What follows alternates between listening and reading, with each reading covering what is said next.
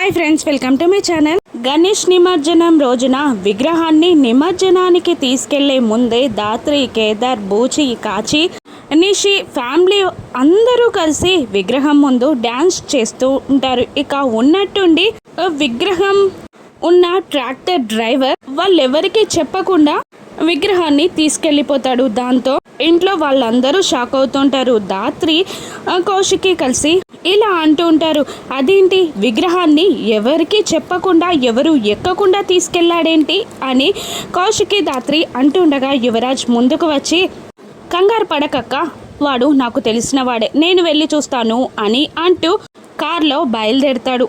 ఇక హ్యాపీగా ఫీల్ అవుతూ ఉంటాడు యువరాజ్. ఫస్ట్ టైం జగదాత్రిని జేడీని కలిపి ఓడించి డబ్బు తీసుకోబోతున్నాను అని యువరాజ్ హ్యాపీగా ఫీల్ అవుతూ విగ్రహం దగ్గరికి వస్తూ ఉంటాడు. ఇక విగ్రహాన్ని యువరాజ్, మీనన్ మనిషి కలిసి మీనన్ దగ్గరికి తీసుకొచ్చేస్తారు. ఇక మీనన్ ఆ ట్రాక్టర్ పైకెక్కి, జేడీ ఈసారి నీపై నేను గెలిచాను అని అరుస్తూ, దేవా విగ్రహంలో ఉన్న డబ్బులన్నీ బయటికి తీసి బ్యాగ్లలో సర్దండిరా అని ఆదేశిస్తూ ఉండగా విగ్రహం వెనకాల నుండి పిల్లి కళ్ళు మూసుకొని పాలు తాగుతుంటే తనని ఎవరూ చూడట్లేదు అనుకుంటే ఎలా అని జేడీకేడి ఇద్దరు క్లాప్స్ కొట్టుకుంటూ విగ్రహం వెనకాల నుండి మీనన్ దగ్గరికి వస్తారు. ఇక మీనన్ జేడీకేడీలని చూసి షాక్ అవుతాడు. ఇక జేడీ ఈసారి మీనన్ని అరెస్ట్ చేస్తుందా? రాను ఎపిసోడ్స్లో చూద్దాం. Thank you for watching.